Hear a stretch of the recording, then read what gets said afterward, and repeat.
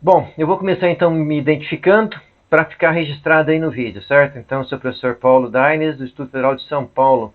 Esta é uma aula síncrona do curso de Sistemas de Controle, do curso de pós-graduação em Engenharia de Controle e Automação. Tudo certo, professor. Ok, então vamos lá. Nós estamos então comparando aí sistemas contínuos, né, com sistemas discretos.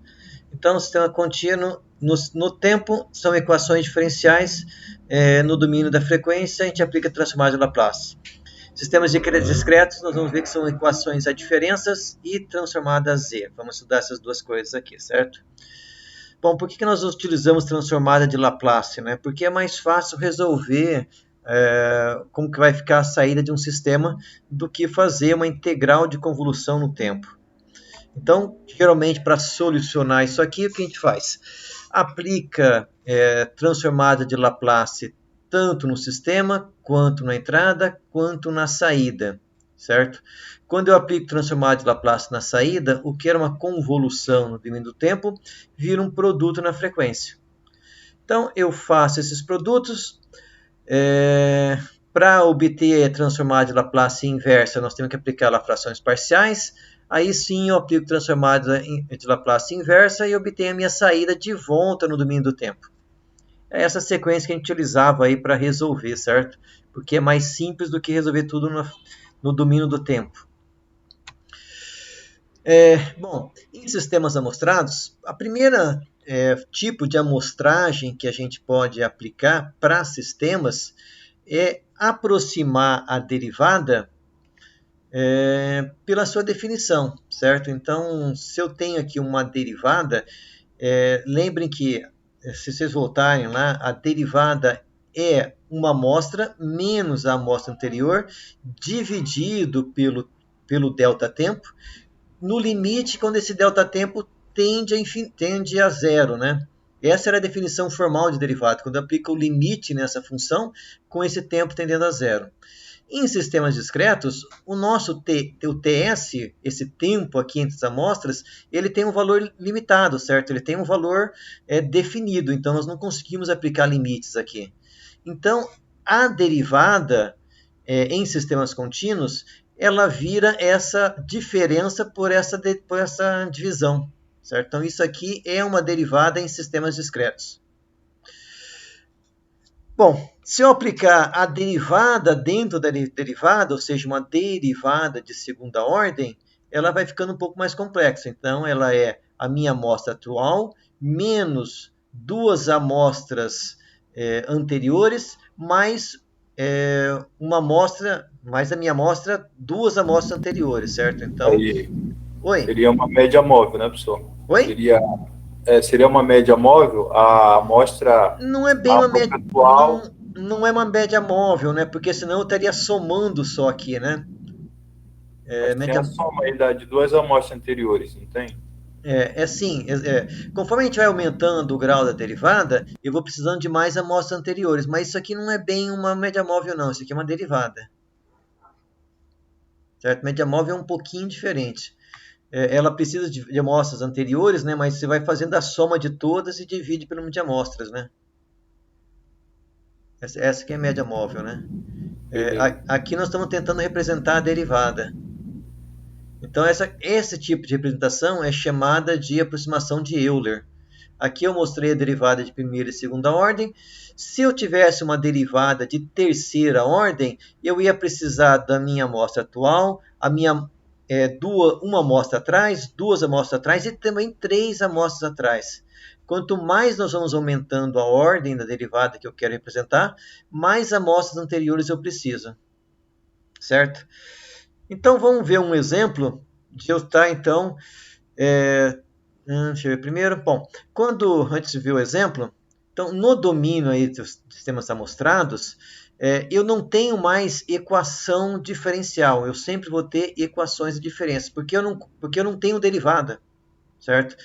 O meu período de amostragem, ele não pode tender para zero, ele é um valor fixo. Então, eu não consigo ter derivadas em sistemas amostrados. Eu sempre vou ter um somatório de produtos. Então, eu tenho uma constante vezes uma constante vezes a variável uma amostra atrás, e assim sucessivamente, tanto para a saída quanto para a entrada.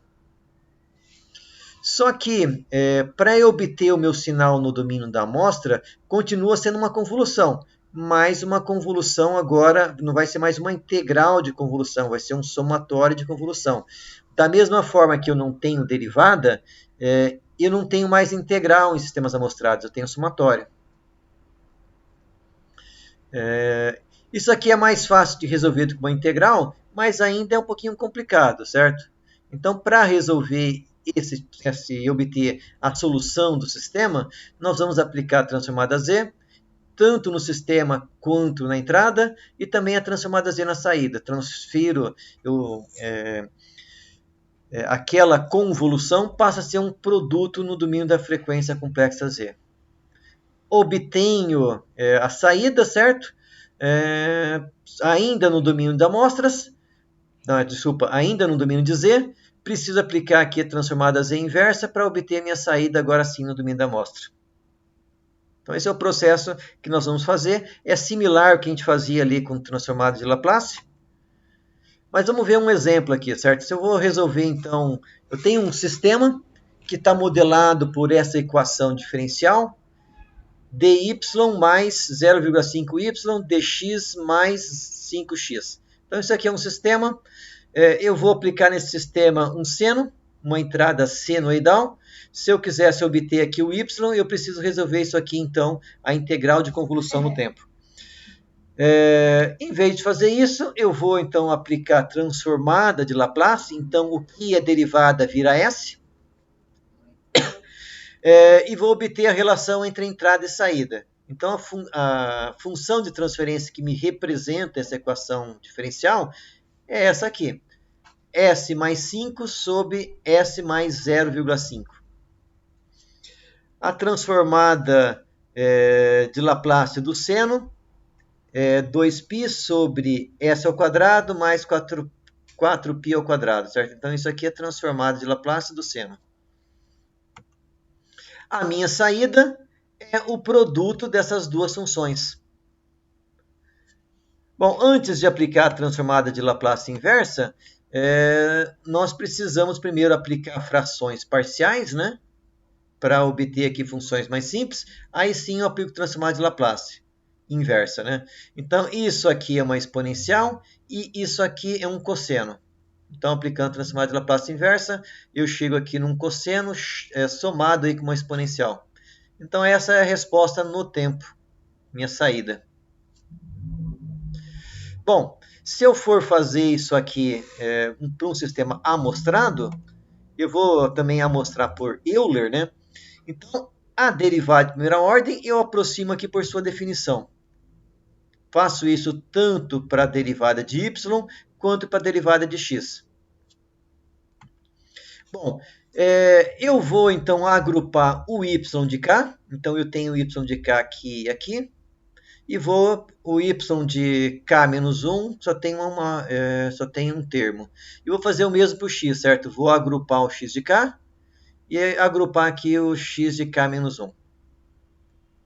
Então, essa é a minha equação, a diferenças, que me representa essa equação diferencial. Então, eu discretizei essa equação diferencial.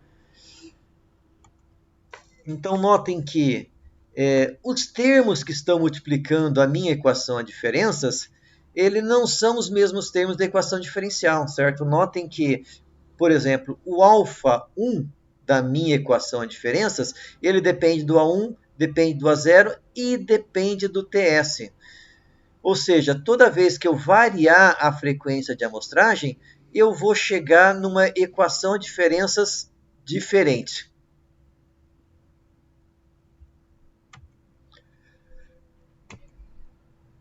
Bom, professor, então...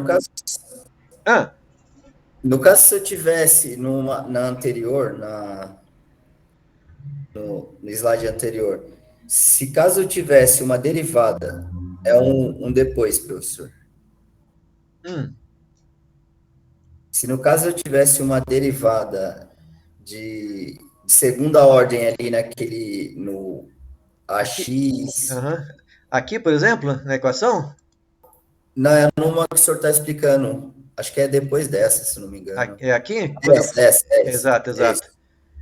Então, aqui, no caso, eu transformaria para o impulso, se ela fosse ao quadrado, se a derivada fosse ao quadrado, eu transformaria no impulso k menos 2, é isso? Exato. Se tivesse um dx2 dt2, eu teria que usar essa definição aqui. Cadê? Passei? Não. Aqui, essa aqui. Então, eu iria precisar da amostra atual, uma amostra atrás e duas amostras atrás. Vai aumentando a ordem do sistema conforme eu tiver derivados de maior ordem. Ah, ok. Eu não demonstrei a de terceira ordem, mas a de terceira ordem é precisar também até o K-3. Aqui, então o intuito dessa dedução aqui é para chegar na equação diferencial. Exato. Na verdade, a equação há diferenças que representa a equação diferencial. Ah, tá certo. Porque o nosso controlador, ele não vai ser um controlador... Quando vocês fazem um projeto do controlador analógico, vocês chegam numa equação em S, certo? Aí, se vocês podem aplicar a transformada de Laplace inversa, chegam na equação diferencial novamente. Nós vamos modelar com equações de diferenças e não com uma equação diferencial. Entendi. Então, esse é o efeito que acontece quando eu discretizo um sistema, certo? Primeiro que, como os meus coeficientes da equação de diferenças dependem de TS, cada frequência, se eu variar a frequência de amostragem, varia a minha equação de diferenças, que modela a mesma equação diferencial. Entendi. Certo? E outra, né? Esses coeficientes que estão aqui na equação diferencial, eles se misturam na equação de diferenças. Certo? Notem que o α1 depende do A1 e do A0. Entendi. Aqui no caso, esse TS seria o período de A1 amostragem. Que seria a frequência, né? Frequência. Na verdade, ela é o inverso da frequência, né? Certo? O período de amostragem é o inverso da frequência. Certo. Bacana. Por exemplo, se eu tenho uma frequência de 10 Hz, o período é 1 sobre 10, né? Ou seja, 0,1. 0,1 segundos. Uhum. Obrigado, Bruno. Por nada. Então, o que a gente quer mostrar aqui é que, primeiro, a minha equação de diferenças de um sistema discretizado, ele depende do período de amostragem.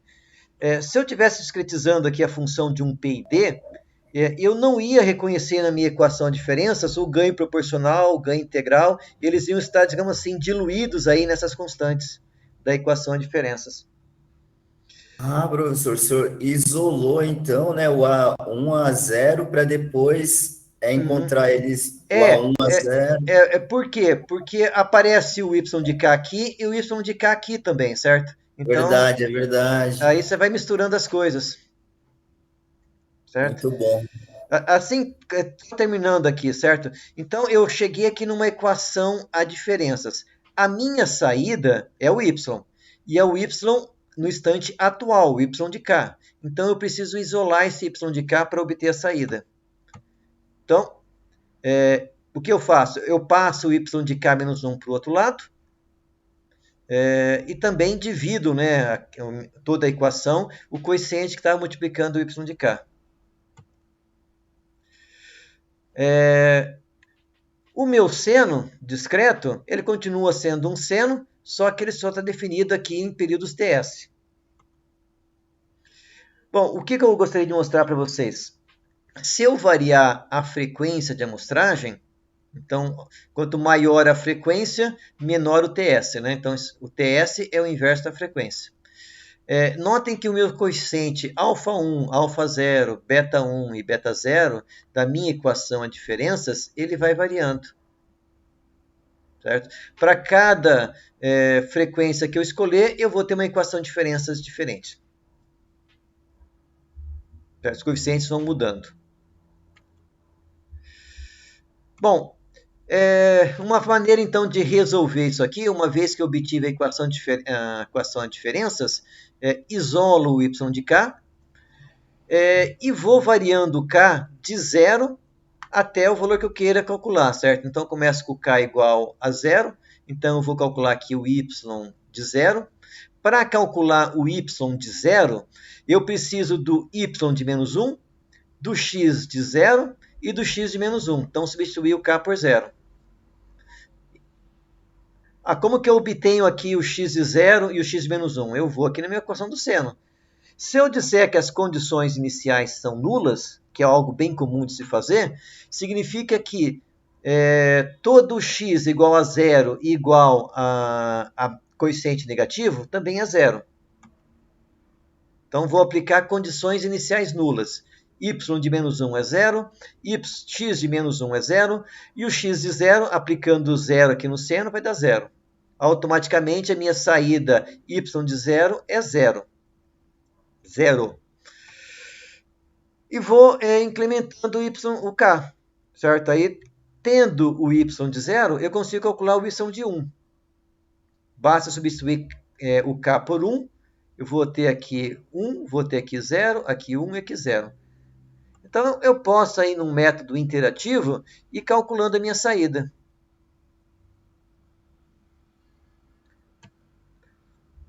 Utilizando o método recursivo, né, professor? Exato. A gente chama de recursivo ou interativo, né?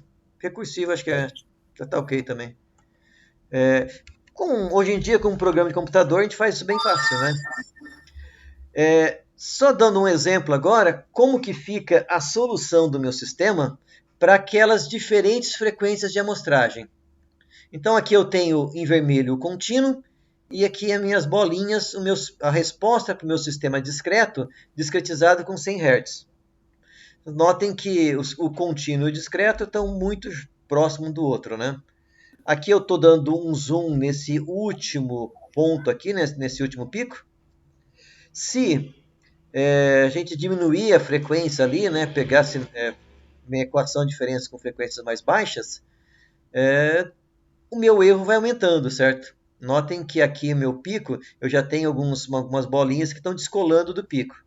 Se eu pegar com 10 Hz, já começo a perder a resolução, o meu erro aqui no pico vai aumentando, já é visível, né, aqui no meu sinal mesmo sem zoom, né? E por último, com 3 Hz, note que com 3 Hz eu ainda não violei o teorema de amostragem, porque esse seno aqui tem 1 Hz mais ou menos. Certo? Mas a minha resposta já está totalmente sem informação suficiente, né?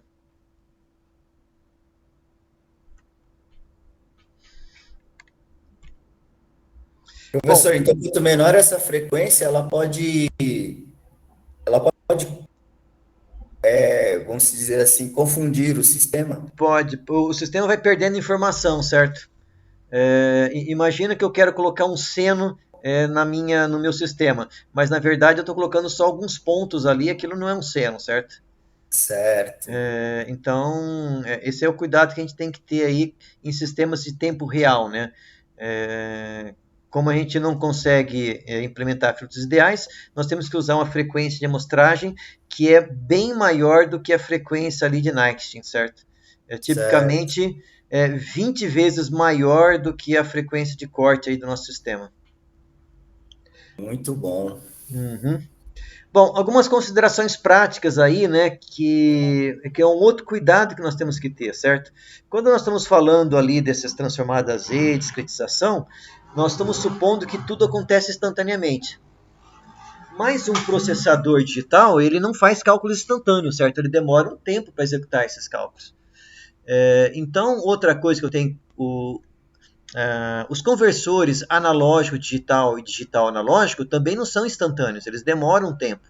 Então, todos esses cálculos e conversões, eles têm que ser muito menor do que o período de amostragem. Então, imaginando aqui, então, que eu tenho o meu período de amostragem TS, certo? Dentro desse período de amostragem, eu tenho um tempo para conversão analógico-digital, eu tenho um tempo para executar a minha rotina de controle e eu tenho mais um tempo de conversão digital analógico, certo? Então, tudo isso aqui é um atraso para eu ter a minha saída. A nossa teoria, tudo que a gente está desenvolvendo aqui, a gente supõe que acontece tudo instantaneamente em TS. Na prática, isso não é verdade. Esse é um outro problema de eu usar período de amostragem muito pequeno, certo? Se eu for diminuindo esse período de amostragem, possivelmente esse tempo aqui não diminui, certo? Para eu diminuir esse tempo, eu preciso de um processador mais potente. Então, esse atraso, ele não está na nossa teoria, certo? Na nossa teoria acontece tudo instantaneamente. Então, eu preciso escolher um processador de tal forma que esse tempo de atraso não seja relevante perto do período de amostragem. Bom, eu vou pular uma questão aqui que é controle passo à frente, que nós não vamos entrar nesse detalhe. Então, o que nós temos que tomar cuidado? A frequência de amostragem, certo? Ela é muito importante aí. Uma coisa que nós podemos ter para garantir, por exemplo, vamos supor que eu escolhi como frequência de amostragem 100 Hz, certo? Para garantir que eu não tenha sinais próximos dessa frequência, eu posso colocar um filtro, sei lá, coloco um filtro numa frequência mais baixa, um filtro analógico, né, na entrada do meu conversor, para garantir que não vai entrar frequências mais altas. Esse tipo de filtro é chamado de filtro anti-alias, para garantir que não vai, não só o teorema de Einstein, né, mas também a frequência de amostragem seja bem maior do que a frequência dos sinais. Então, é possível colocar algum filtro na entrada do conversor analógico para garantir que não vai entrar sinal de alta frequência e bagunçar o nosso sinal, certo? A questão da resolução, né, que nós já conversamos. E o foco aqui é principalmente os conversores, né? As variáveis não costumam ser problema de resolução.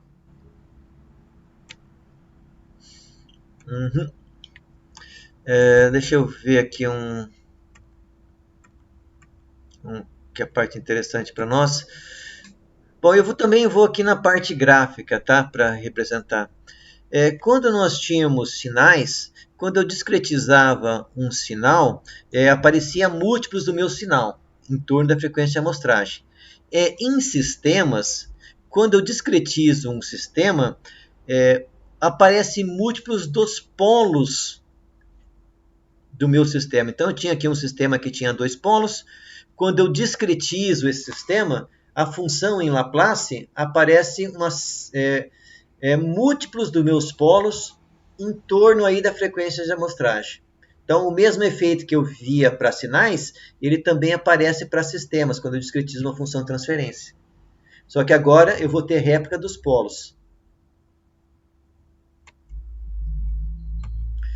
Bom, por que a gente não aplica a transformada de Laplace em equações a diferenças? Vamos ver isso agora. Vou também pular uma parte aqui, porque bastante vai demorar demais. Bom, se eu tentar aplicar transformada de Laplace em cima de uma equação a diferenças, o que vai acontecer é que, transformada de Laplace de U de K é U de S. Transformada de Laplace de E de K é E de S.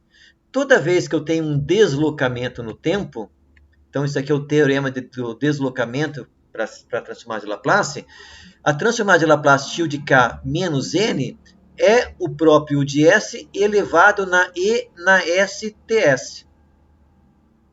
Certo? Quando eu faço isso aqui para uma equação a diferenças, eu vou ficar com uma função de transferência que depende de exponenciais complexas. Eu não fico com uma função de transferência que é um polinômio em S.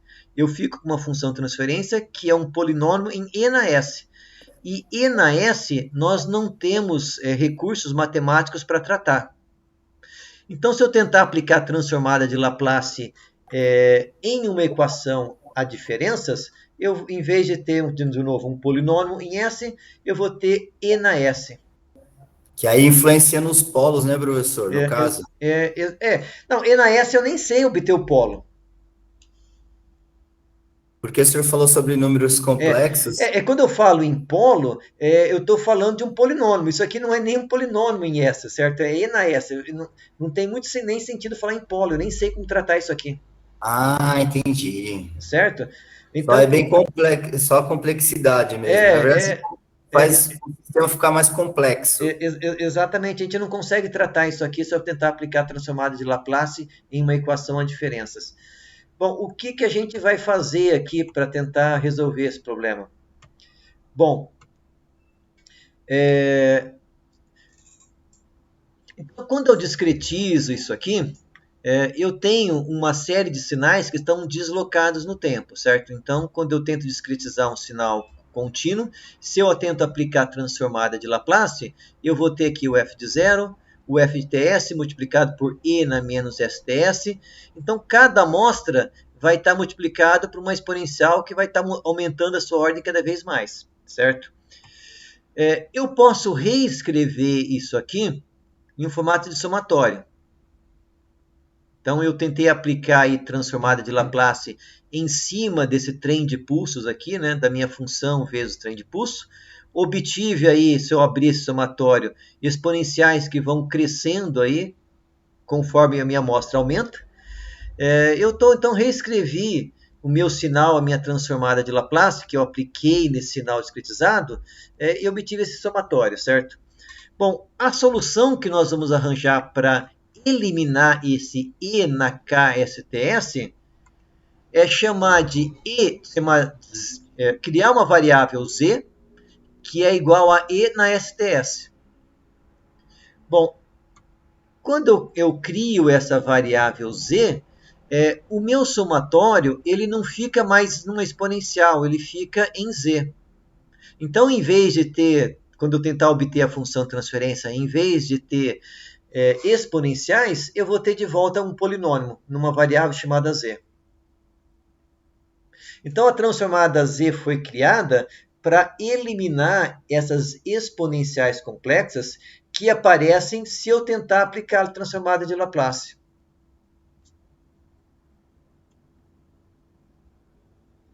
Somente por comparação, né, a definição aí da transformada Z, ela é bem parecida com a definição da transformada de Laplace. Só que, em vez de ter uma integral, de novo, eu tenho um somatório para obter a transformada Z, né? Eu vou pular essas observações aí e eu vou tentar ir direto aplicar a transformada Z em alguns sinais. Professor, certo? Naquele caso anterior, o senhor colocou o logaritmo, né? Uhum. E ele elimina o Euler, então é isso? O logaritmo acontece se eu quero ir de Z para S, certo? Se eu quero ir de S para Z, eu aplico a exponencial. Se eu quero fazer o caminho inverso, sair de Z e obter a transformada de Laplace, aí eu tenho que aplicar o logaritmo. Ah, entendi. Certo? Bacana isso aí, bacana. Exato.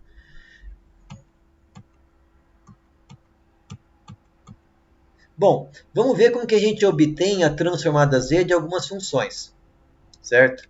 Bom, aqui tem algumas mágicas matemáticas que nós vamos tentar aplicar.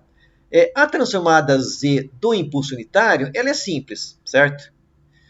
Como o impulso unitário ele é se k igual a zero e zero para qualquer k diferente de zero, então se eu tentar aplicar esse somatório, eu vou pegar então a minha função, eu quero obter, então, o k varia de 0 até infinito, certo? Então, eu quero obter o f de 0 na z na 0. Depois, o f de 1 na z na menos 1. E assim por diante. F de 2 na z na menos 2. Então, vai até o infinito, né? Só que o f de 0 é 1. Todos os restantes são 0. Então, a transformada z do impulso unitário é simplesmente 1. Esse é bem simples, né? Vamos pegar agora uma função um pouquinho mais complexa. Transformada Z do degrau unitário.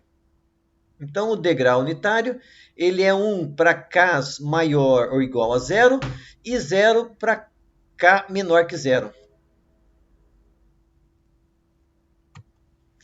Bom, vamos aplicar de novo o somatório da transformada Z. Então, o somatório transformado a z, de novo, quando abrir isso aqui, ele é f de 0 elevado a z na menos 0, f de 1, z na menos 1, f de 2, z na menos 2, f de 3, z na menos 3, e assim vai, certo? Só que agora todos os elementos são 1. F de 0 é 1, f de 1 é 1, f de 2 é 1. Então, eu continuo aí com um somatório infinito, né? Para tentar resolver esse problema, nós vamos fazer o seguinte artifício matemático. Eu vou multiplicar os dois lados da minha equação por z. Então, aqui eu tenho z transformado a z do degrau. Do lado de cá também. Multipliquei por z aqui. Z vezes z na menos 1 deu 1. Z vezes z na menos 2 deu z na menos 1. Z na menos 3 vezes z dá z na menos 2. Então, apliquei isso aí, certo? Bom, notem que essa parte aqui do meu somatório é exatamente a definição da transformada z do degrau. Então, eu posso vir aqui e substituir essa parcela do somatório infinito pela sua definição. O que eu tenho que fazer agora? Passar esse termo para o lado esquerdo, colocá-lo em evidência e agora passar o que sobrou para o lado direito. Então, a transformada z do degrau unitário é z sobre z menos 1. Note que nós fizemos alguns artifícios matemáticos para sair desse somatório infinito e ir para um formato que a gente chama de formato fechado. Certo? Então, é assim que a gente obtém uma tabela aí de transformada z. Na sequência aí, tem a transformada z para outros sinais. Tem para rampa, certo? Eu não vou passar isso aqui em detalhe. Vocês podem conferir, tem vídeos ali que eu deixei lá para vocês verem isso aí. Vocês podem também ver no slide, tá? São sempre artifícios matemáticos para a gente tentar obter sempre um formato fechado da transformada z. Então, essa aqui é a transformada z da rampa. Podemos obter também a transformada z aí da parábola. Isso aqui eu acho que é da parábola? Não, é de Anaká. Certo? Por fim, felizmente já fizeram isso para a gente, certo? Vocês vão encontrar aí. Aqui é uma tabela que compara sinal no tempo, transformada de Laplace, sinal amostrado, transformada a z, certo? Uma tabela bem resumida, vocês vão encontrar aí tabelas mais complexas nos livros e também na internet, né? Só para dar uma ideia, né, de como que fica a diferença aí entre a transformada de Laplace e a transformada z. E, como eu falei para vocês, essas tabelas já foram feitas para a gente não precisa deduzir aquilo na mão. Eu coloquei lá só para a gente ter uma noção de como foi obtida essas tabelas, certo?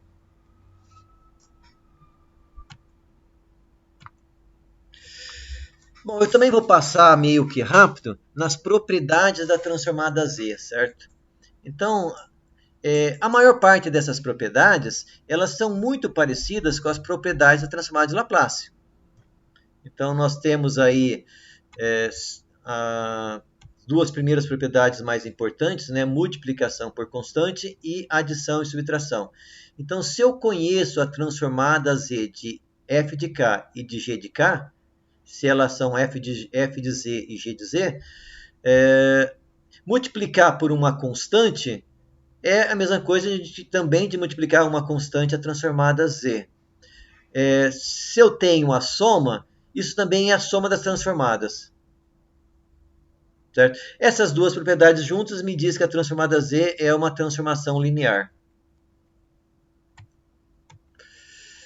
Tem algumas outras propriedades que não são tão importantes. Multiplicação por Anaká não é muito importante, mas a convolução no domínio da amostra vira um produto no domínio da frequência. E o produto no domínio da amostra vira uma convolução no domínio da frequência. Teorema do valor final inicial. O teorema do valor inicial é idêntico ao teorema do valor inicial pela Laplace, certo? Agora, o teorema do valor final é um pouquinho diferente.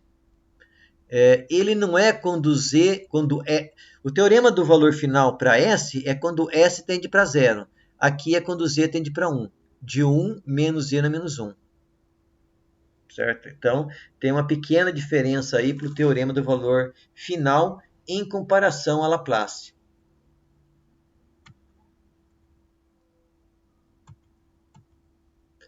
Multiplicação e divisão por k também não é muito importante, então eu vou pular. O que é muito importante para a gente é deslocamento para a direita. Certo?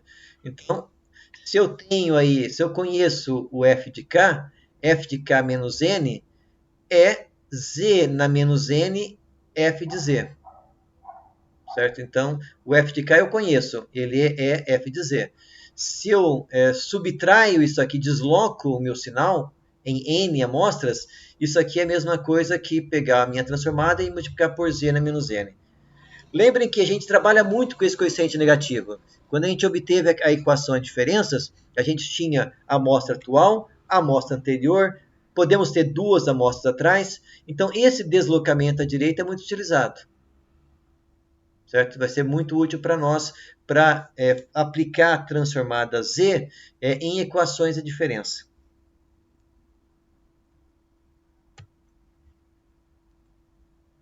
Bom, quando eu aplico, então, transformada de Laplace numa equação diferencial, o que é derivada vira S. Certo? Então, tinha derivada de y aqui, ficou S de y. Tinha derivada de x, ficou S de x. Então, para obter aí a função de transferência, eu coloco o y em evidência, coloco o x em evidência, passo o x dividindo e passo a equação do lado esquerdo para o lado direito dividindo, certo? Então, isso aqui é a função de transferência em S. Bom, para equações a diferenças, nós vamos aplicar a transformada z. Bom, y de k é y de z. O y deslocado é o y vezes z na menos 1. Se eu tivesse aqui y de k menos 2, seria y de z na menos 2. Tanto para o y quanto para o x. Certo? Aqui eu tenho x de k é x de z. X de k na menos 1 é x de z vezes z na menos 1. Certo? Para obter a equação de diferenças é igual. Certo? Então, quando eu quero aplicar a transformada z em uma equação de diferenças, para obter a equação em z é direto, certo? Tem um deslocamento, é z na menos deslocamento. Por isso que eu disse que aquela propriedade do deslocamento à direita é importante.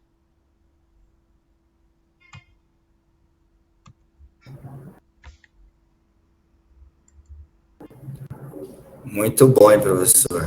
Certo, pessoal? Então, o Z é melhor, né, professor, para estar fazendo as deduções? Sim, a gente só, com sistemas discretos, nós só vamos trabalhar com Z. Certo? Porque não dá para aplicar Laplace em sistemas discretos. Essa que é a verdade. Se eu tentar aplicar Laplace, eu vou ter exponenciais complexas e não um polinômio em S, certo? Porque eu não tenho derivadas ali. Naquela situação que o senhor falou, né? Que aí já entra em números complexos. Exato. E a gente não consegue resolver aquilo. Até a própria definição de polo e zero fica um pouquinho confusa. Certo? Professor, mas se tivesse, no caso, é só uma ideia. Se no caso fosse usar, agora tem os computadores quânticos, né? Se no caso usar um computador quântico para estar resolvendo essas situações, será que teria alguma diferença de valores? Eu diria que é uma boa pergunta. Eu não sei te dizer, viu? Acho que o computador quântico é uma outra história, né? Bom, mesmo quando a gente trabalha com computador digital aí, né? Quando a gente vai resolver esses problemas, a gente está sempre trabalhando com sistema discreto, né? A gente, às vezes, você vai usar o MATLAB ou vai usar mesmo o MATCAD, né, para tentar resolver algumas equações, ele está te enganando, né? Na verdade, ele está trabalhando com sistema discreto, dizendo que está trabalhando com sistema contínuo. Ah, tá. Né? Agora, computador quântico, aí tá uma boa pergunta. Eu Eu não sei se ele pode trabalhar com sistema contínuo mesmo, né, ou não, né? Sim, Então entrou aí numa área que eu não sei falar para vocês, né? é muito bacana, porque ele trabalha, né, no sistema, na verdade, o computador quântico, ele trabalha nessa parte do sistema complexo e ele Uhum. trabalha exponencialmente também, né? É muito legal. É, É uma boa pergunta, isso me deixou curioso. eu realmente não sei o que falar sobre essas partes aí, né? Estaria dando chute se eu falasse alguma coisa. Entendi. Não, tranquilo, Lourenço. Uhum. Só curiosidade mesmo. Obrigado. Tá por nada, pessoal. Bom, nós vamos avançar um pouquinho mais hoje, certo? Eu sei que tá todo mundo cansado, mas vamos ver um pouquinho mais ainda. Bom, quando nós vimos o exemplo lá que comparava a transformada de Laplace com transformada Z, né? Então, para resolver um sistema, nós já vamos aplicar a transformada Z tanto no sinal quanto na função de transferência, fazemos o produto, só que a gente precisa obter de volta o sistema no domínio do tempo, certo? Ou da amostra. Para fazer isso, nós vamos precisar da transformada Z inversa. Bom, o método mais utilizado aí é frações parciais, muito parecido com o que nós tínhamos ali em Laplace, certo? Vamos dar uma olhadinha nesse método rápido. Eu vou pular essa parte aqui que está explicando e vamos falar das frações parciais.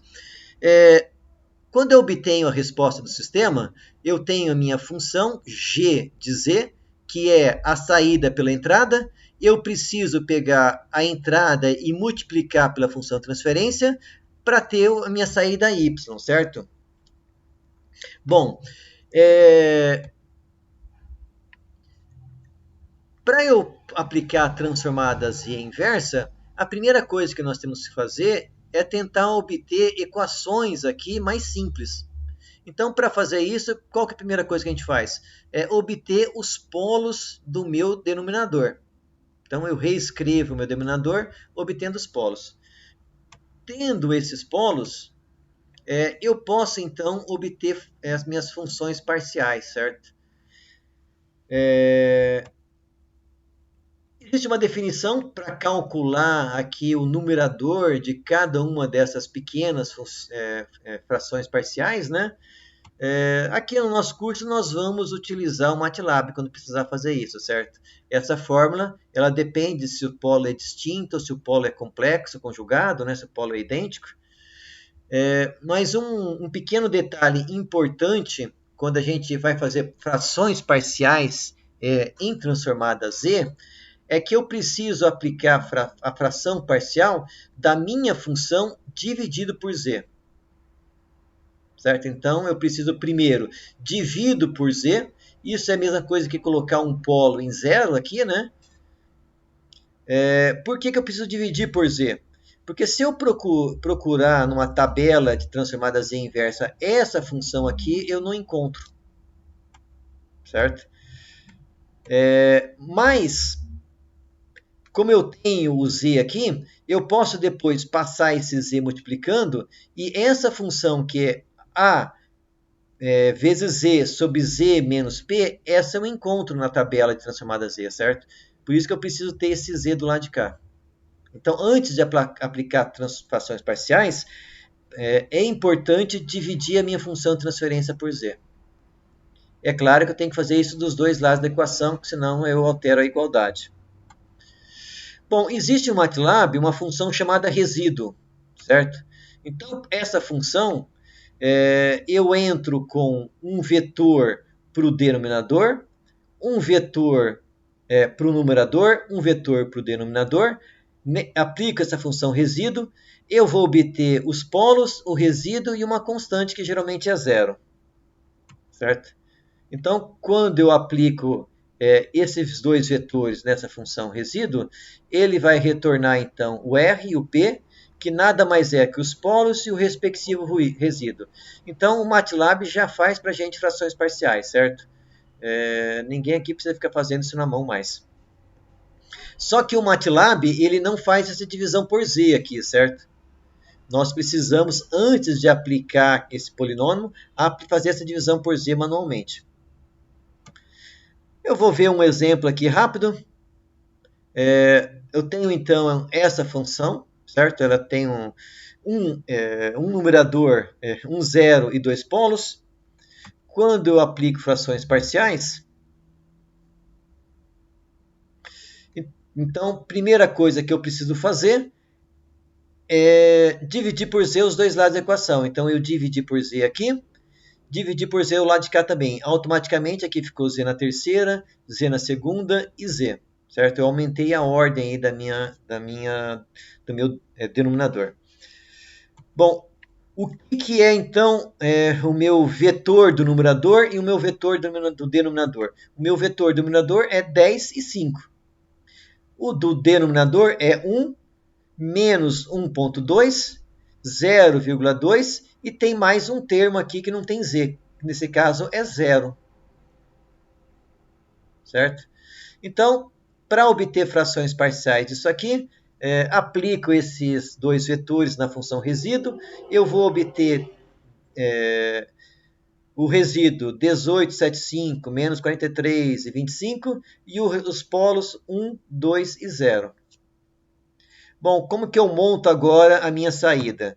A minha saída é o resíduo dividido por z menos o polo para cada par desse aqui, certo? Então, para esse polo, esse é o resíduo. Para o próximo polo, esse é o resíduo. Para o último polo, para o último resíduo, esse é o polo. 0, então eu vou ter 25 sobre 0. Próximo passo, pegar esse z que está aqui e passar multiplicando. Por quê? Porque se não tiver esse z multiplicando aqui, eu não encontro essa função na tabela de transformada z inversa. Agora, multiplicando aqui em cima, eu encontro. Isso aqui, z sobre z na menos 1, é o degrau unitário. Então, isso aqui é 18,75 vezes o degrau unitário. Esse z sobre z na menos 0,2 é a na k. Então, é menos 43,75 que multiplica 0,2 na k. Busquei isso aqui numa tabela transformada z, tá, pessoal? Eu não fiz isso na mão. E, por último, 25 é o impulso unitário. Na origem, né? Bom. Nesse caso aqui, pessoal, eu obtive a resposta para qual uma entrada? Eu mantive o x aqui, certo? Na verdade, o que eu fiz foi obter a saída para quando a entrada é o impulso unitário. Lembrem que a transformada z do impulso unitário é 1. Então, na verdade, isso aqui eu multipliquei por 1 aqui a entrada, certo? Porque quando eu faço frações parciais, na verdade, eu estou obtendo a saída para uma dada entrada. Se eu mudo a entrada, eu tenho que fazer tudo isso aqui de novo, certo? Se eu quisesse fazer para um seno, eu teria que pegar o x, passar para o lado de cá, obter a transformada z do seno, fazer o produto para depois aplicar frações parciais. Certo? Então, quando eu aplico frações parciais, eu tenho que ter em mente que eu estou obtendo uma saída para uma dada entrada. Qual que é a vantagem disso aqui? Eu quero saber a saída quando cai 1000. Eu não preciso começar do zero até chegar no 1000. Eu jogo aqui 1000 direto e eu vou ter o valor da saída.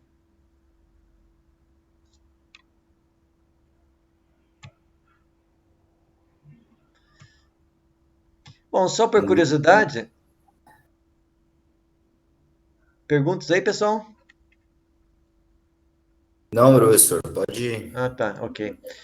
Então, vamos seguir mais um pouquinho ali. Só por curiosidade aqui, nós montamos uma tabela pegando essa equação, né?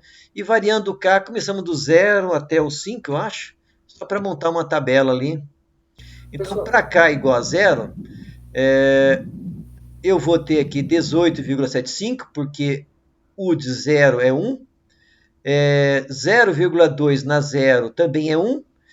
E o impulso unitário, quando eu tenho 0 aqui, também é 1. Agora, se eu somar tudo isso aqui, dá 0. Bom, coloco 1 agora, certo? Quero o y de 1. O degrau unitário para 1 continua sendo 1. Aqui agora eu tenho 0,2 na 1, é 0,2. E o impulso unitário na origem, se isso aqui é diferente de zero, ele é zero. Certo? Então esse termo aqui desaparece agora. Fico com 18,75 menos 43,75 vezes 0,2. Isso dá 10. E assim eu posso ir fazendo para qualquer termo, certo? Então, podemos montar uma tabela ali. Certo? Se eu quisesse calcular aqui para y de k igual a 1000, o de 1000 continua sendo 1. 0,2 na 1000 vai ser praticamente zero. Impulso unitário para 1000 também é zero. Então, note que quando esse k aumentar muito, o meu valor vai tender para 18,75. Que é o que a gente está vendo aqui, certo? Ele está aumentando. Se eu quiser, como eu falei para você... Nesse caso, ele é dominante, professor? Ele é um impulso dominante, um impulso unitário. Não acho que o termo... não acho que o termo correto seria dominante, tá? Na verdade, é que esses outros termos vão tendendo para zero. A gente usa o termo dominante quando está no domínio da frequência, né? Que tem um polo que é muito maior que o outro, aí a gente usa esse termo que um é dominante, né? Aqui acho que no termo correto não seria bem dominante, não. O que acontece é que os outros três termos, eles tendem para zero. Esse aqui não, ele vai tender a ficar 18,75. Professor, Oi. aquele valor residual do último slide, ele é como se fosse um resto de cada equação? Qual o valor residual do slide anterior? É isso. Ah, tá, aqui, o resíduo. Isso. Resíduo. Certo. A função resíduo, ela faz frações parciais, né? Qual que é o objetivo disso? Se eu tentar procurar uma transformada z inversa, ou transformada de Laplace também inversa, de um polinômio que é muito grande, você não encontra na tabela, certo? Agora, essas funções mais simplesinhas aqui, você encontra na tabela de transformada z. Como tem também aquele teorema da soma, que a transformada z de uma soma é a própria transformada z da função, então se eu consigo obter funções mais simples, eu consigo obter a transformada z inversa. Porque essa função aqui, eu encontro lá na tabela. Se eu for lá na tabela que eu mostrei para vocês, tem essa transformada z inversa lá. Beleza. Quer dizer, vou dar um pulo aqui na tabela. Acho que ele ficou no outro, na verdade, né? Esse aqui é o 3, esse aqui é o 1. Aqui é a tabela.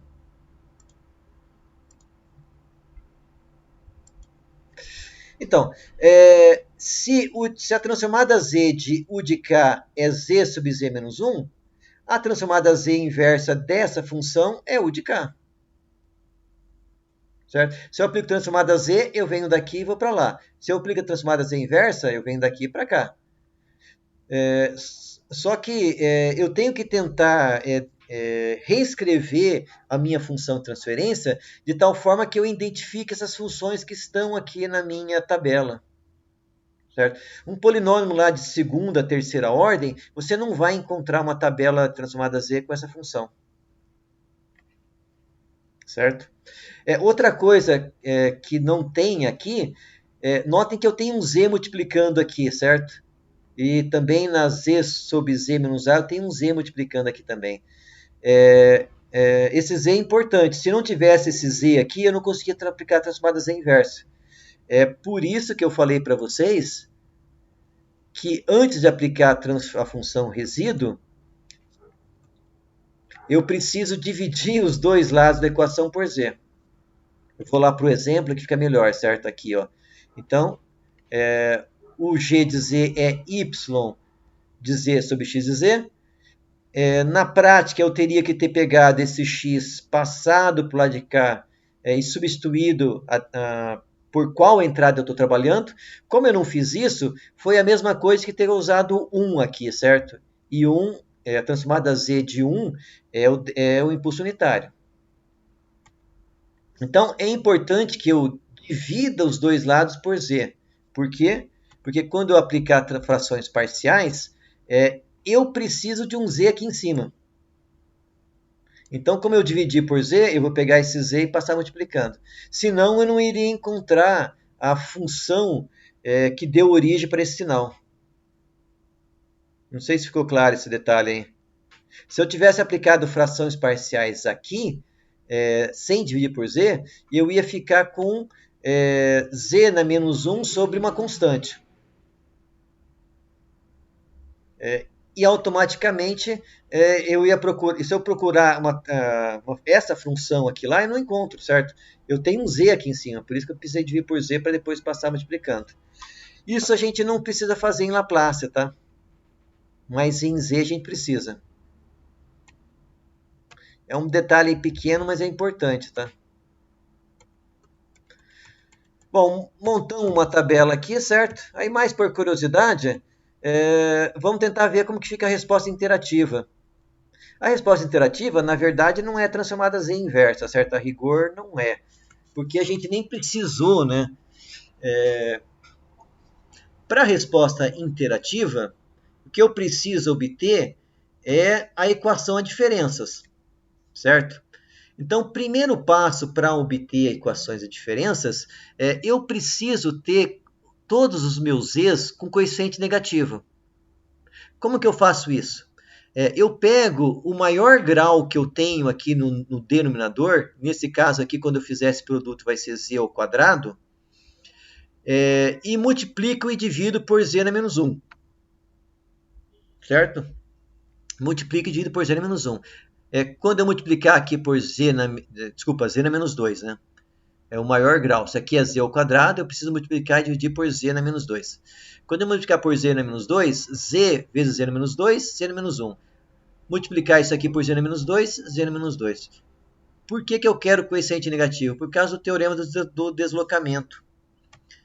Quando eu for aplicar a transformada z inversa nessa função, isso aqui vai ser y de k, isso y de k na menos 1, y de k na menos 2, x de k na menos 1, x de k na menos 2. Agora, eu isolo o y de k. Eu posso resolver pelo método interativo.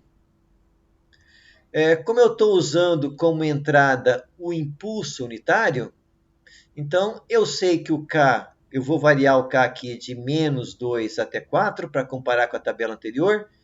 A minha entrada é o impulso unitário, então ela só é 1 quando k é igual a 0 e 0 em todos os demais pontos. Eu também estou considerando condições iniciais nulas para o y, ou seja, para k negativo eu estou dizendo que o y era 0. Como eu preciso para achar o y de k, o k-1 e o k-2, e também o x de k-1 e o x de k-2, para achar o y de 0, eu preciso do y de menos 1, y de menos 2, x de menos 1 e o x de menos 2. Então, com esses 4 dados, eu consigo encontrar o y de 0. Aplico, então, aqui 0, 0, 0, 0, eu vou ter y igual a 0. Certo? Bom, para eu achar agora que eu conheço o y de 0, eu vou incrementar o k.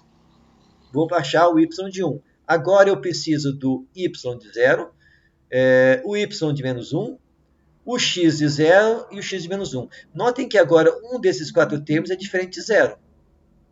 Quando eu aplicar isso aqui, esse é 0, mas esse é 1. Então eu vou ter aqui 10. Aqui é 0, dá 5 vezes 0. Então, eu posso ir, faço um for, né? Qualquer linguagem de programação faz isso aí muito facilmente, né? Se vocês compararem essa tabela com a tabela anterior, vocês vão ver que está idêntico, certo? Então, 2 métodos diferentes que dão o mesmo resultado, felizmente. Qual que é a desvantagem desse método interativo, certo? A desvantagem é que, se você quiser saber o y de 1000, você tem que começar com o de 0 até chegar no 1000. Mas isso aí é muito fácil de fazer hoje em dia, né? Qualquer programinha aí faz isso fácil, né? O Excel faz, qualquer programa aí faz. MATLAB também, né? Então, isso é bem fácil de resolver hoje em dia. Mas precisa fazer, né? Certo? Precisa começar no 0 e chegar até o 1000. O outro método não, de frações parciais, né? Você consegue calcular o 1000 direto. Ou qualquer outro, a saída para qualquer outro K, né?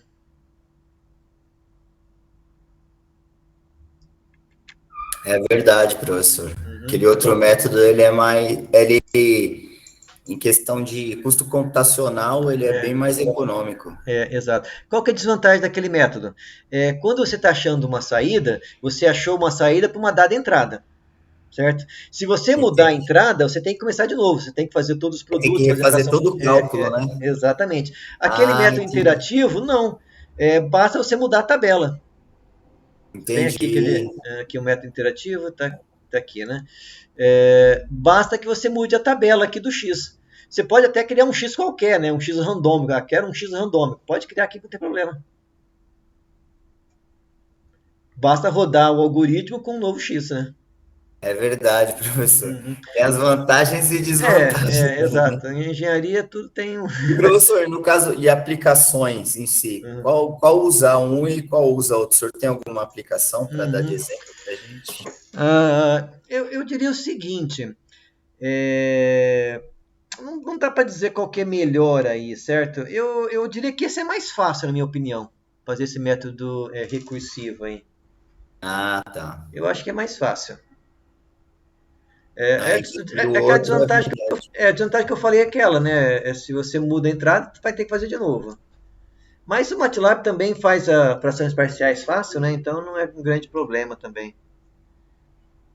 Entendi. Pessoal, eu sei que o tempo está avançado, mas eu queria ver mais uma coisa ainda na aula de hoje, certo? Que a gente chama de mapeamento do plano S no plano Z. Por que é importante isso? Vocês viram ali que, por exemplo, um polo estável, vocês viram em controle que é um polo que tem a parte real negativa, ou seja, que está do lado esquerdo do plano complexo S. Nós vamos ver que em Z a coisa muda um pouco, certo? Então vamos tentar ver como o meu plano S está mapeado no plano Z. Bom, para fazer isso, basta que eu pegue uma coordenada em S e eleve esse ponto, certo? Então, S é um número complexo. Então, qualquer ponto de S eu posso colocar aqui e obter o ponto equivalente em Z. Como eu falei para vocês, S é um número complexo, então ele tem uma parte real e uma parte imaginária. Se eu pegar isso aqui e substituir, eu vou ficar com mais... de novo, eu acho que eu pulei uma pequena etapa, né? A definição formal de Z era E na STS, certo? Então, se eu usar essa definição formal, eu posso pegar ponto a ponto de S e mapear em Z. Como S é um número complexo, substituir S, então ele tem uma parte real e uma parte imaginária.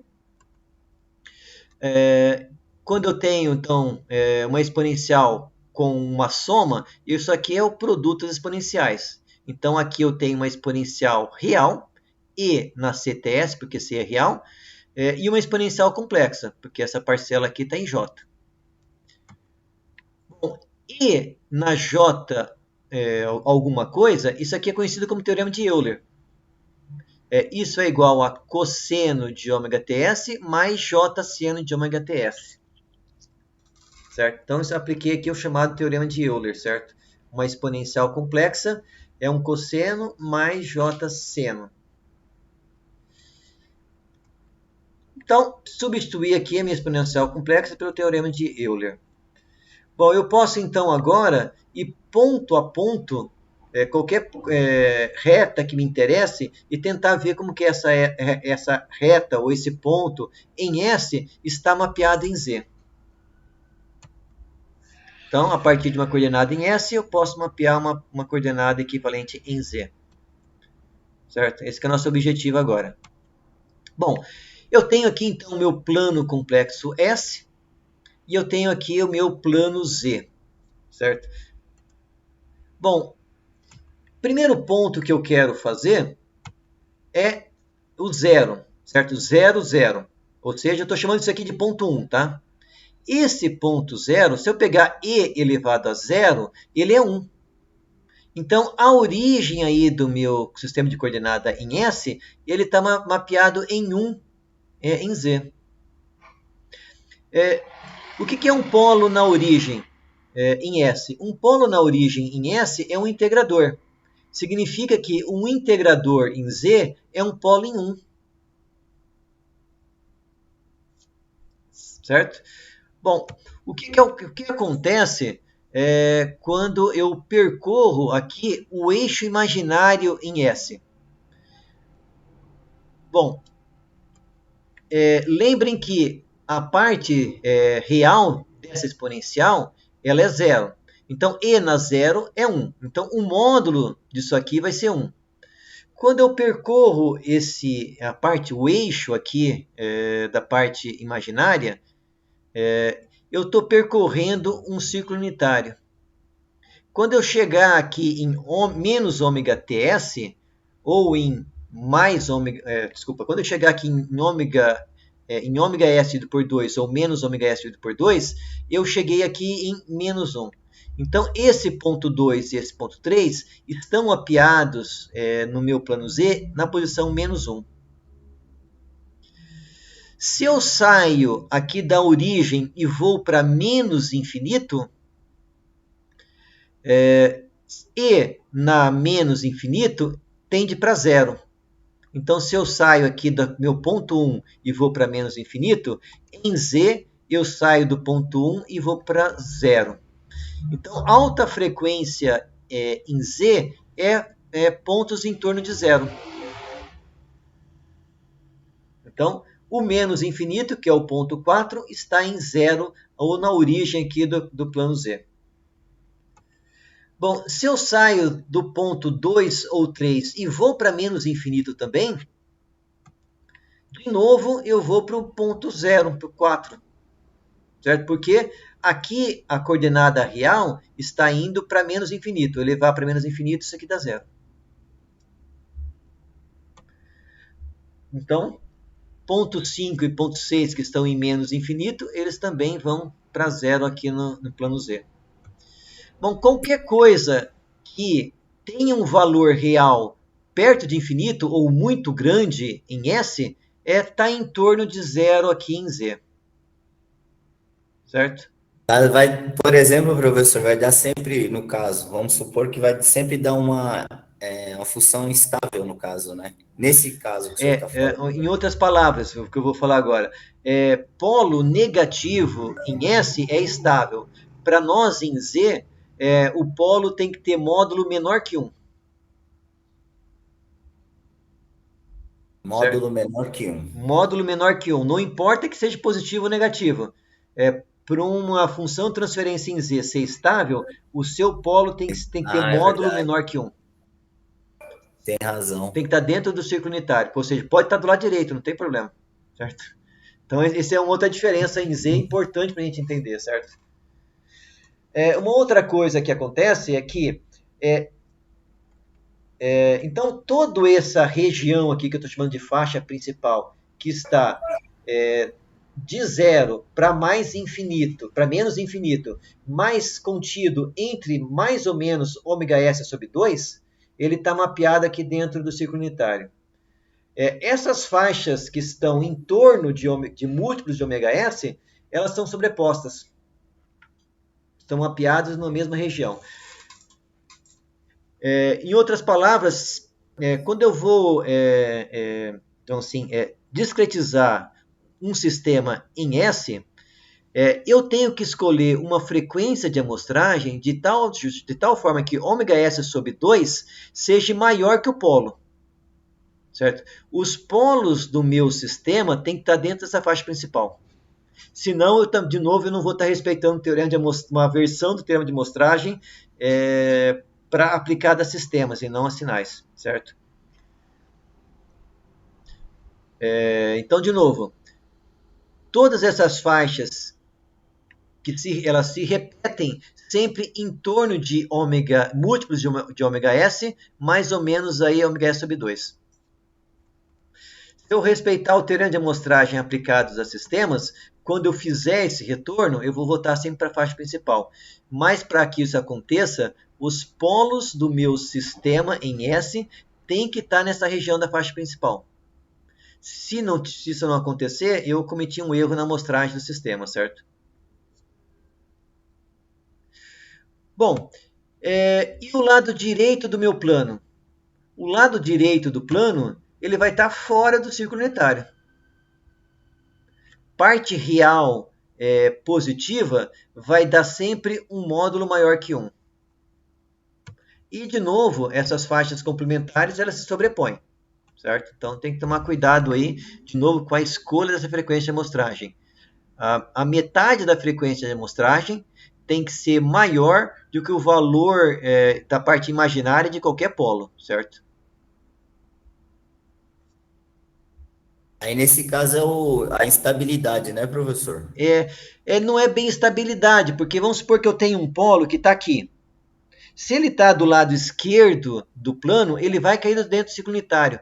Mas, na verdade, você está modelando um sistema diferente. Você está achando que você vai perder a dinâmica do sistema. É a mesma coisa quando a ideia é a mesma quando eu tenho um seno e eu pego uma frequência de amostragem que é menor do que a frequência do seno. Entendi. Certo? É como eu tentar... Então, entrou na faixa do complementar, você pode ter problema. Porque exato. você pode estar repetindo frequências, assim, por diante. Exatamente. Da mesma forma que se eu tenho um polo que está nessa região, o polo do complementar vai cair na faixa principal. Aí eu estou achando que eu estou modelando um sistema, mas estou modelando outro. Entendi. Aí, nesse caso, é porque não seguiu o teorema da amostragem. Né? Exatamente. Não é bem o teorema de amostragem, porque o teorema de amostragem é aplicado para sinais, né? Mas eu diria que é uma versão aplicada a sistemas, quando eu vou discretizar funções de transferência, né? Então, eu preciso conhecer os polos do meu sistema e escolher uma frequência de amostragem que seja maior que os polos.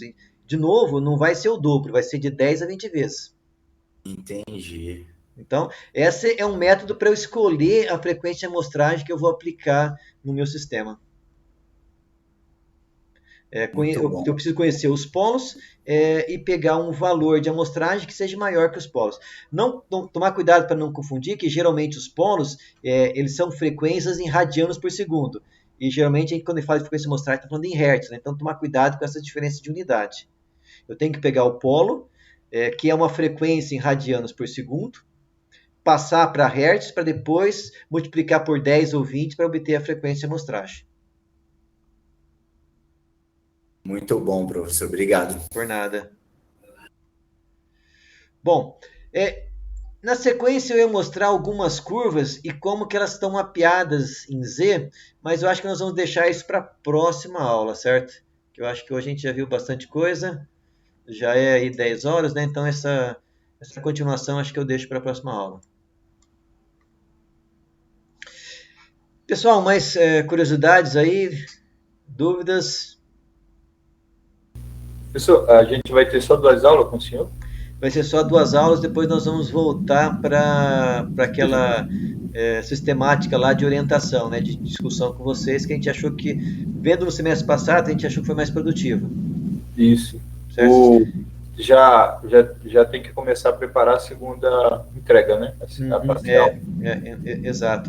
Uma coisa que eu já vou adiantando aí para vocês, que às vezes me incomoda, é que muitas vezes vocês utilizam essas ferramentas aí que gera automaticamente o controle, né?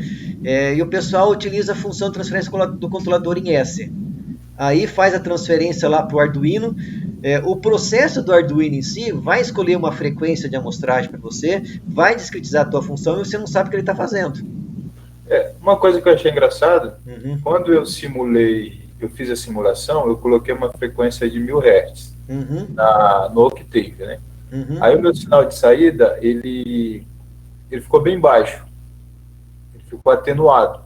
E certo. Quando eu coloquei uma frequência de 100 Hz, que é 10 vezes menor, aí sim, deu minha saída de 1 volt, né? No meu sistema. Quando eu simulei no Arduino, beleza, eu tanto para a frequência de 480 ou 90, se eu não me engano, tanto para de 980, deu a mesma tensão de saída, não atenuou, deu sempre 1 volt. Agora no Arduino, como que você sabe qual foi a frequência que ele mostrou? Pinos. Oi? Pelos pinos. Pelos pinos. O pino, por exemplo, o pino 3, ele tem 480 Hz. E o pino 10, se eu não me engano, ou 6, ele tem 980 Hz. É o dobro do outro. O 3 é uma metade, o outro é outro. Mas quando eu fui fazer a simulação, deu bem atenuado a minha saída, né? Eu tive que abaixar bem na simulação para poder parecer com o real.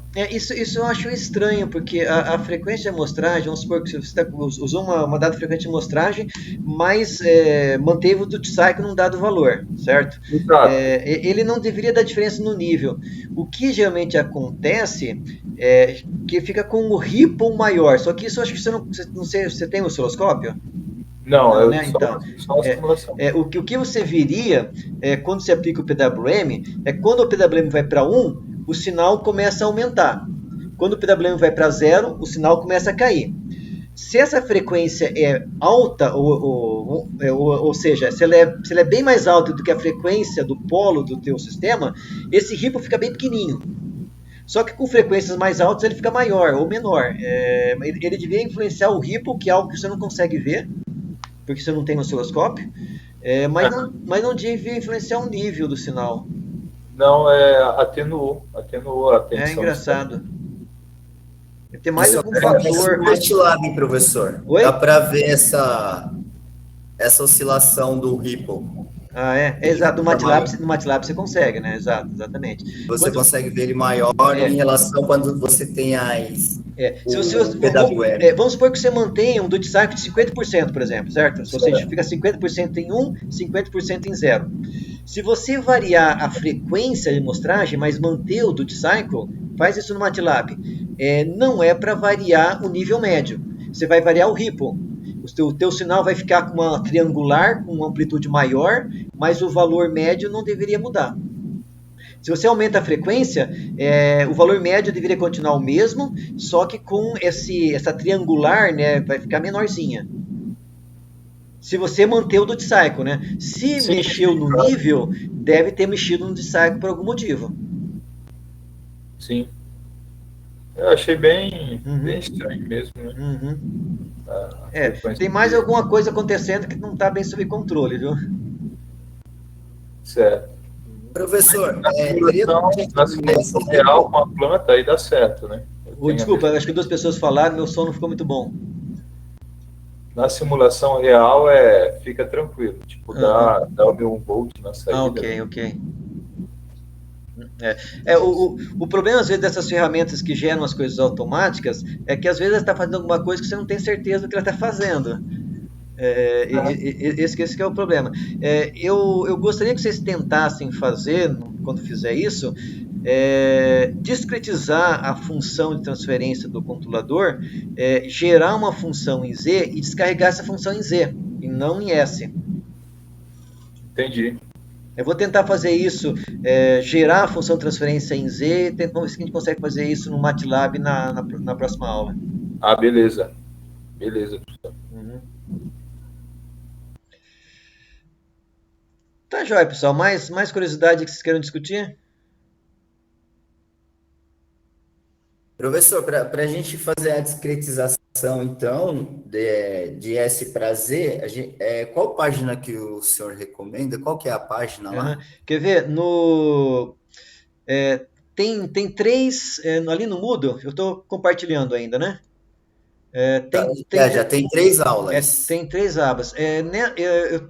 Nós pegamos a S14 e parte da S15, tá? Aqui na S16, eu acho que tem uma parte aqui, deixa eu ver se o slide... Vamos ver se eu encontro.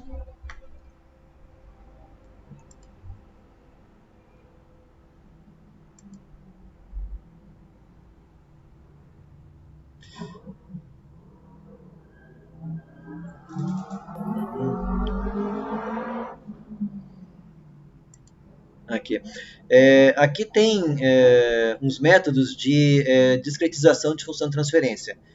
Está lá para a página 48 da última página lá, certo? Do que está aqui na S16. Essa aqui é a terceira parte aí dos slides.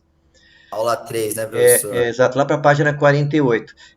aqui tem um método que não tem no MATLAB, mas do método 1 em diante tem função no MATLAB. É sempre essa função continue to discrete, tem que passar a função de transferência, né? O período de amostragem e o método. Então tem vários métodos ali, né? O mais comum é o zero ordem hold, mas tem outros métodos ali, certo? Que pode passar, tem o Tustin. O zero ordem hold, às vezes para o PI ele não funciona bem, porque quando você pega a função de transferência do PI, ele é de segunda ordem no numerador, e se ele não tiver filtro, ele é de primeira ordem no denominador, aí o zero ordem hold não aceita, mas o Tustin aceita. Certo? Então, de novo, é sempre a mesma função, continue to discrete, a função contínua, o período de amostragem e o método. Aí o método varia, tem algumas variações aí. Certo? É a função do MATLAB, certo? Que faz isso aí. Eu não sei se no Octave e nos outros tem continue to discrete, certo? Isso aqui eu não sei se eles têm. Professor, quais métodos tem? Tem um Tustin? Como é Tustin? Aqui é Tustin. Aqui também tem o que ele chama de pré-warp. Aí tem que passar mais um termo, então isso é um pouquinho mais difícil. O match. O match também é meio chato, porque tem uma constante aqui que você precisa ajustar. Tem o first ordem hold, que eu não coloquei aqui. Que em vez de... cadê o H aqui? Em vez de zero ordem hold, é FOR, first ordem hold. Então, o MATLAB também tem um help lá. Se você colocar no help o continue to discrete, vai mostrar todos os métodos que ele tem ali, certo? Tem vários métodos. Ok. Uhum. O mais comum mesmo é o zero ordem hold ou o Tustin, viu? Eu gosto do Tustin porque ele aceita quando o numerador é maior que o denominador. Isso acontece com o PI, com o PID. Ou com o PD também, né? Entendi. E, professor, então, tem como a gente passar a função do PID para Z também? Pode passar, né? Não, é esse comando que faz isso aí, que passa de S para Z. Entendi. Tá aí tem a função lá, a proporcional integral, né? Uhum. Que ele multiplica por S. Uhum. Um multiplica por S e o outro divide, não é isso? Como que é? Desculpa, pode repetir? O PID. Uhum. Se eu não me engano, o KD multiplica por S, que é a derivada, né? Exatamente. O KD multiplica por S. Deixa eu ver se eu tenho aqui integral. Deixa eu ver se eu tenho um exemplo aqui. Eu vou tentar ver se a gente chega nos exemplos aí na próxima aula. Aqui eu acho que era um PI, deixa eu ver se eu tenho um PID aqui. O projeto final tem que ser o controlador PID ou pode ser só PI? Não, pode ser só PI, certo? Daí depende de como vocês estão trabalhando aí, né? Da minha parte, que eu gostaria era uma atenção maior para a frequência de amostragem, né? Por isso que eu gostaria que vocês, quando fossem descarregar o controlador no Arduino, tentar utilizar a função em Z. Porque se vocês utilizarem a função em S, ele vai estar escolhendo o método de discretização, ele que vai estar escolhendo qual que é a frequência de discretização, e às vezes vocês nem sabem, certo? Então... Mas o que, por exemplo, que está pegando é assim, porque o pino que a gente usa do PWM, né? Uhum. A gente vai pegar esse sinal, o sinal que será enviado para a nossa planta, a gente pega um duty cycle, uhum, e a frequência já é pré-definida no pino do Arduino, entendeu? Uhum, certo.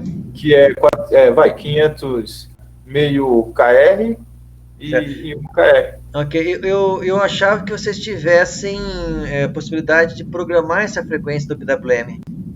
Eu não sei, porque a gente, na simulação, a gente tentou imitar o que o PWM seria. A tensão dele de 5 volts, eu posso estar falando besteira também. Não, a tensão, beleza, 0,5 volts. A frequência que tem no pino, né, que é a gente pega no datasheet. Eu não sei se a gente conseguir modular essa frequência, né? Não, beleza. Eu não conheço bem o Arduino, Mas conhecendo aí de processadores, né, de microcontroladores, eu achava que seria possível configurar essa frequência. Eu não vi nenhuma literatura a respeito. Ok. Essas frequências elas são pré-determinadas pelo próprio Arduino. São pré-determinadas. Ok. Porque o Arduino em si, no caso, ele tem um chip. Com o chip, talvez você consiga fazer alguma coisa, mas com a placa já tá travada ali, né? Ok, eu sei, ok, entendi. Agora, na simulação, a gente consegue modular tanto a tensão, a amplitude, quanto a frequência. Que foi o caso que eu mencionei para o senhor. Mas então você não tem que fazer isso, né? Discretizar a função do controlador nessa frequência que é a que o Arduino usa, né? E descarregar daí o controlador em Z nessa. Certo. Pelo menos vocês vão ter controle do método de discretização que vocês escolherem, né? Senão, se vocês usarem o S, você não sabe como que está discretizando. Sim. E dependendo aí do método, você chega em funções um pouco diferentes do controlador. Tá, não a função de transferência. Não, exato. Dependendo do método de discretização, a função de transferência varia um pouco. Eu tenho até um exemplo que eu pretendo abordar na próxima aula, né? Deixa eu ver se eu consigo adiantar para vocês aqui. Aqui, ó. Não é esse aqui ainda. Ai, caramba. Procurar as coisas assim meio rápido fica meio... Aqui. Aqui é a mesma função em S, ela foi discretizada pelo Zero Order Hold, pelo First Order Hold, pelo Tust e pelo Match. Se vocês olharem a função de transferência em Z, ela é um pouco diferente. Ó. Daqui para cá mudou o ganho, depois o ganho é constante. Daqui para cá mudou o zero, o outro mudou o polo, certo? Então você chega em funções um pouco... Muda um pouco, mas certo? Não muda muito, né? Porque também, senão vai chegar um controlador muito diferente, né? Mas igual. Muda... A Tust e a Method, o ganho é muito similar, inclusive a Forward Hold, né? Mudou um pouquinho aqui o polo, né? Mas aí está estável ainda, né? Não, todos estão estáveis aqui, certo? Né? Aqui todos são estáveis, foi aplicado numa planta, né? E aqui tá o resultado de cada um deles. Você vê que teve um aqui que tem um resultado um pouquinho diferente, por exemplo, que eu acho que foi até o Zero Order Hold. Que muda um pouco o ganho e o deslocamento também, né, professor? A parte de... Aqui é um exemplo só, né? Esse aqui é um PI, se eu não me engano. Deixa eu ver. Exato, acho que é um PI, que foi discretizado por métodos diferentes.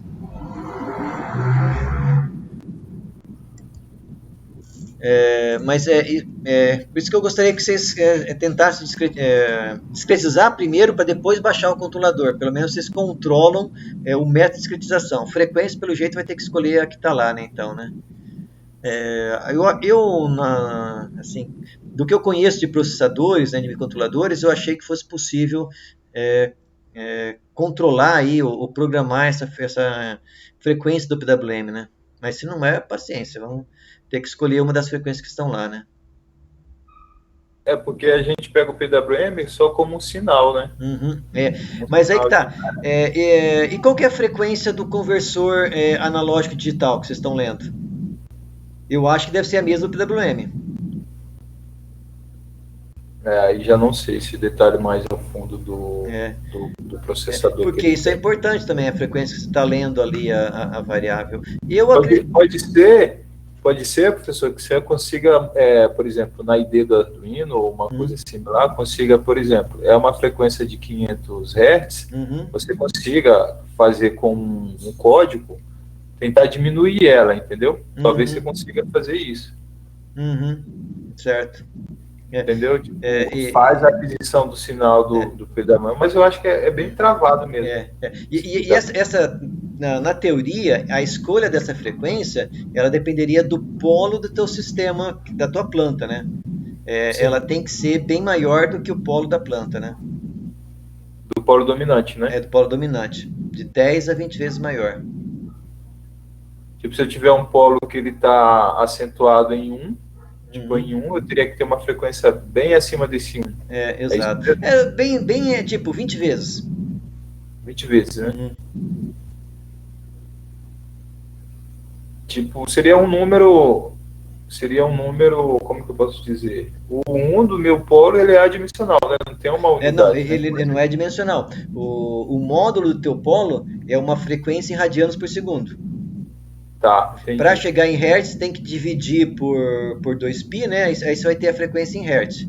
Tá. Aí essa frequência em hertz você multiplica por 20 vezes, deveria ser essa a frequência de amostragem recomendada. Não, eu enxerguei como um número adimensional, eu falei, putz, mas eu vou jogar 20 vezes em hertz, tipo, não ia ter sentido, mas beleza, é radiano por segundo, né? O valor do polo, o módulo dele, né, é uma frequência radianos por segundo. Quando você traça o diagrama de Bode, isso aparece bem, né, que a frequência de corte, que se fosse um sistema de primeira ordem, né, a frequência de corte é onde está o polo, e é uma frequência em radianos por segundo.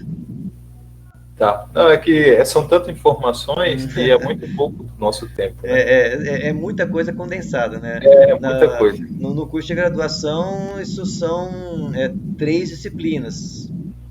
Vixe. Inclusive, o senhor ainda tem aquelas videoaulas do semestre retrasado que o senhor passou para a turma? Tá no YouTube? Tá no YouTube. Consegui passar o link depois para gente? Não, o link. 4 aulas sua, né? O link tá tudo aqui nessas abas aqui, certo? Ó, por exemplo, S14 que foi de hoje, certo? Tem várias aulas aqui que são essas são aulas assíncronas, certo? E abaixo a aula que eu dei no semestre passado para o curso de pós, né? Aqui, né? Tá. Eu vou tentar dar uma revisada aqui, foi bastante aulas.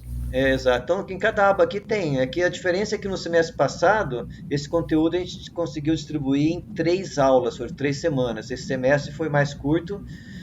A gente preferiu trabalhar mais com orientação e a gente então encurtou um pouco as aulas síncronas aqui, né? Então ficou 3 conteúdos em 2 dias. Mas está tudo aqui, ó, do semestre. Esses primeiros vídeos, eles acho que são mais enxutos, que eu preparei assíncrono, né? Então sou só eu realmente falando. Aqui é a aula, né? A aula sempre acaba se estendendo um pouco mais, né? A gente discute um pouco, né? Então tá tudo aí. Nesses distribuídos nesses 3 pastas aí, né? Aqui. Beleza. Aqui eu estou tentando ser mais enxuto ainda, né?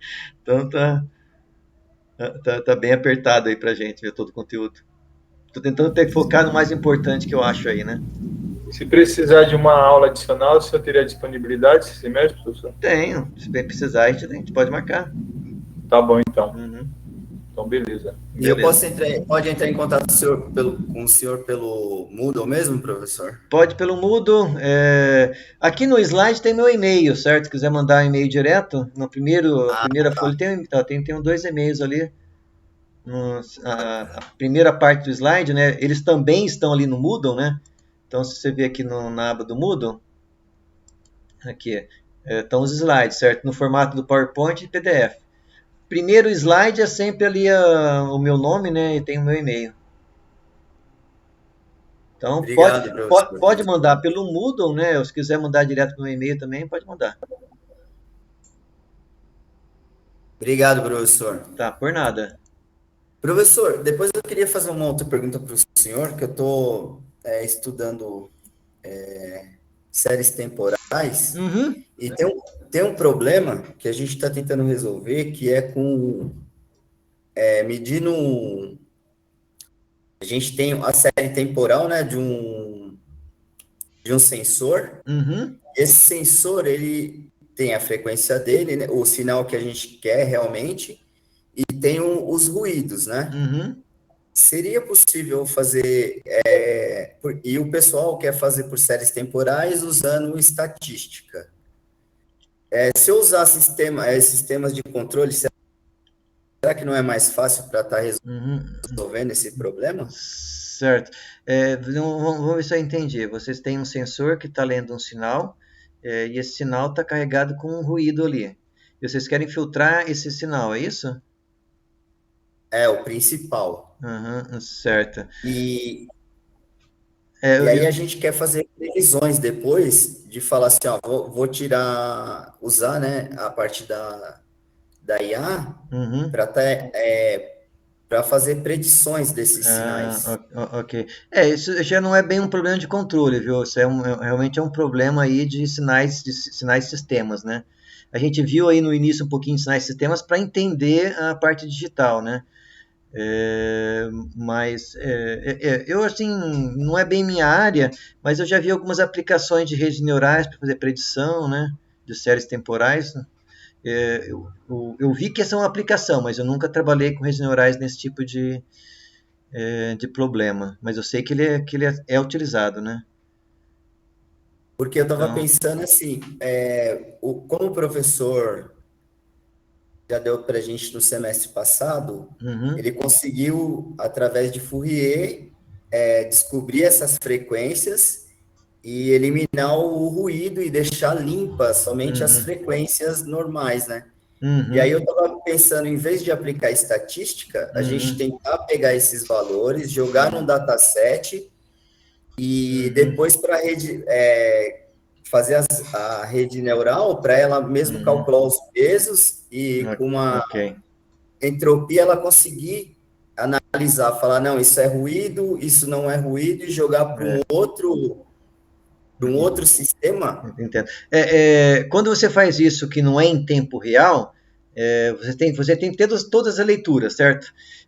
Você consegue aplicar um filtro ideal, porque você conhece as leituras do futuro.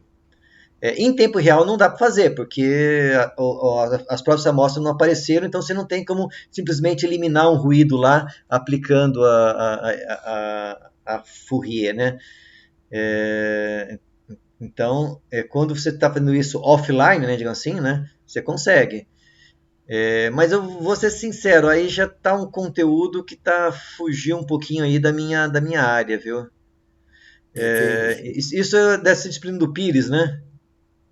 Isso. Eu sei que ele trabalha com essa área aí.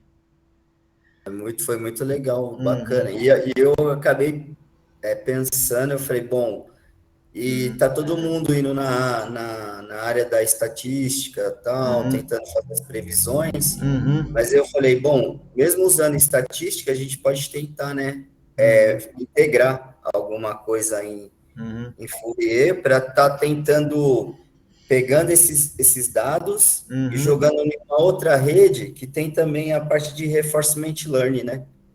Certo. E aí já entra um pouco de Markov e tal, que ele consegue calcular o próximo período através das amostras, né?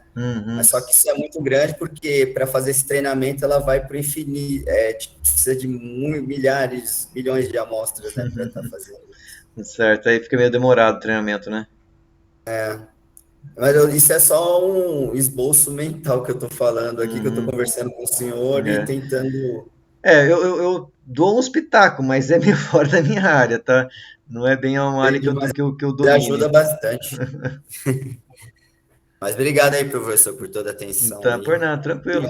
Então, tô aí para isso. Tá, joia, pessoal. Acho mais... Boa noite. Boa noite para vocês aí. Conversamos de novo, então, semana que vem aí. Tá certo, professor. Obrigado. Boa noite, pessoal. Boa noite, até mais. É.